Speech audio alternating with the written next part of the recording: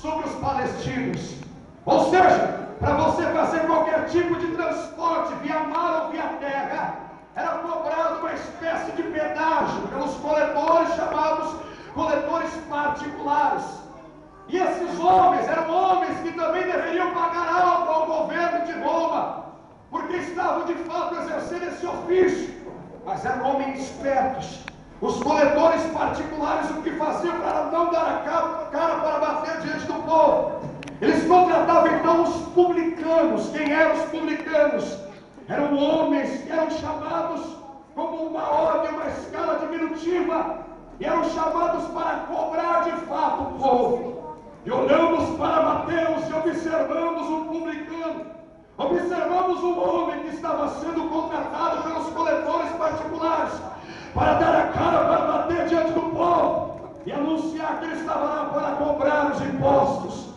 O que me chama a atenção nesse texto, louvado seja Deus, é que enquanto Mateus estava ali, algo é preciso ser comentado. Aleluia, que Mateus estava sobre a região de Damasco e Aco. O pedágio de Mateus estava estabelecido ali um detalhe: ele não morava em Cafarnaum, e isso dava direito a Mateus a cobrar impostos dos pescadores. Oh, aleluia! Porque esse texto cita a respeito de Jesus, juntamente com seus discípulos. Pastor, eu estou entendendo, você vai entender agora.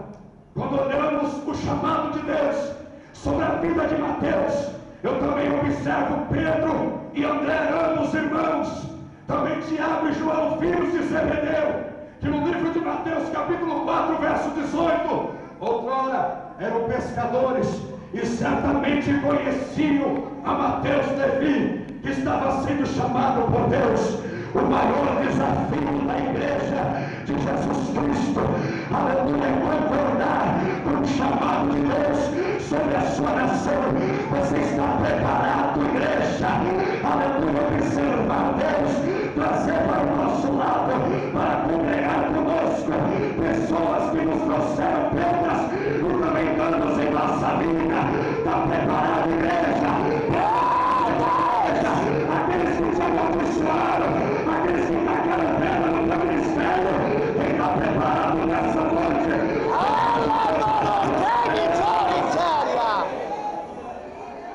Esse é o maior desafio da igreja, é suportar Deus e estar preparado para escolher alguém que nos fez mal.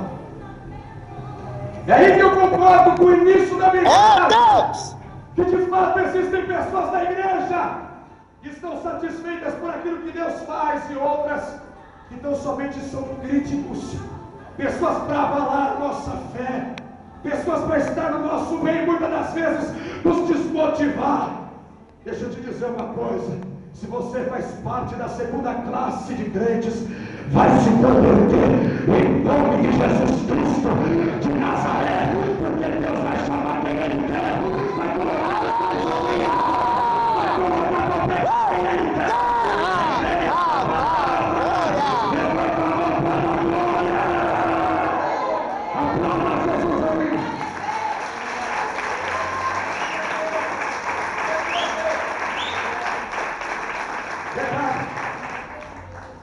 Olhando para Mateus, eu descobri na Bíblia e nos estudos que Mateus, por ser um publicano,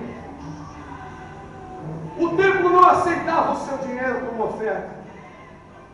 E se porventura um judeu fosse até Mateus para pagar o seu tributo, ele jamais poderia aceitar um troco vindo das mãos de Mateus.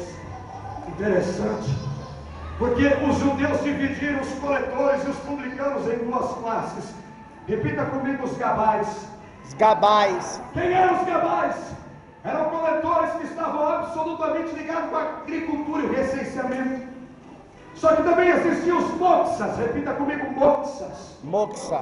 Era um tipo de coletores e publicanos que de fato não eram judeus, mas faziam parte da coletoria. E Mateus pertencia a esta escala dos moxas. E o que significa isso, pastor? As pessoas olhavam para Mateus como um judeu e observavam um judeu que estava traindo a sua espécie, a sua relação sanguínea. E o que você quer dizer com isso, pastor? Eu quero dizer que um dos maiores desafios da igreja é quando Deus traz pessoas para dentro da casa de Deus que um dia nos traiu. Quantas vezes eu observei em cima dos altares pastores insanos e levianos dizendo assim para a sua prole, para a igreja: se Deus não fez a obra ainda na vida do teu esposo, manda Deus matar, que Deus vai dar um novo. Amarrado em nome de Jesus. A importância de ser cristão é quando Deus traz de fora aquele traidor para estar do nosso lado. Para a glória de Deus e a glória, quem pode dar glória. Não e deve, Blásia. Está preparado? Está preparado para estar sentado do lado de alguém que te traiu? E ainda permanecer na postura de crente surpreso, mas satisfeito. Está preparado? Vem para o sermão e diga assim: está preparado? Deus vai trazer pessoas que você menos imagina. E diga assim para ela: prepara o sorriso, porque Deus quer ver você sorrir. Essa cara de crítico, em nome de Jesus. Quem vai entender a palavra, levante a mão e aplauda o rei de Israel. Aleluia!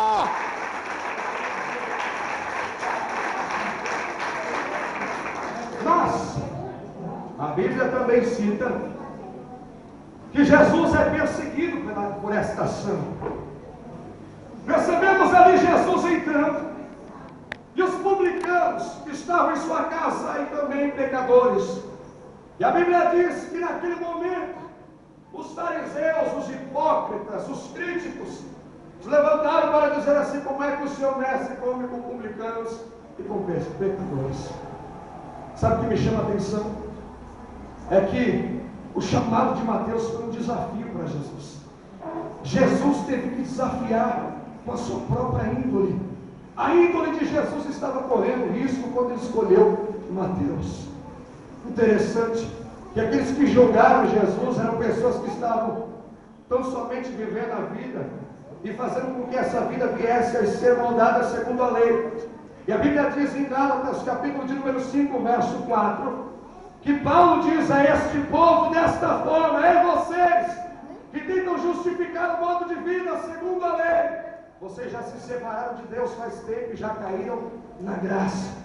Esses dias, minha esposa teve filho, a nossa Rebequinha, para a glória de Deus. E eu saí da sua respectiva casa, onde minha sogra mora hoje, e fui comprar uma pizza normal.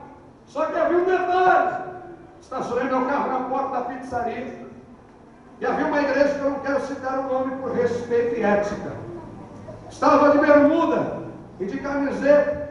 Cheguei, me estacionei na porta e disse: vou observar e ver uma mensagem, ouvi-la.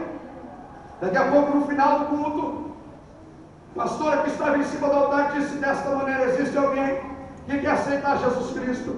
Correram para a porta, abraçaram a mim e disseram: ele quer aceitar Jesus. Eu disse: não, eu já sou crente. Me julgaram pela aparência, me julgaram consoante preceitos elaborados por homem. Deus, capítulo 5, a Bíblia Sagrada diz: esse povo me honra com os lábios, mas o seu coração está muito longe de mim. Esse povo me adora e a sua vida está baseada em preceitos humanos. Se Deus quer te usar dessa forma, eu vou na tua cabeça, porque Deus é mais contigo nessa noite.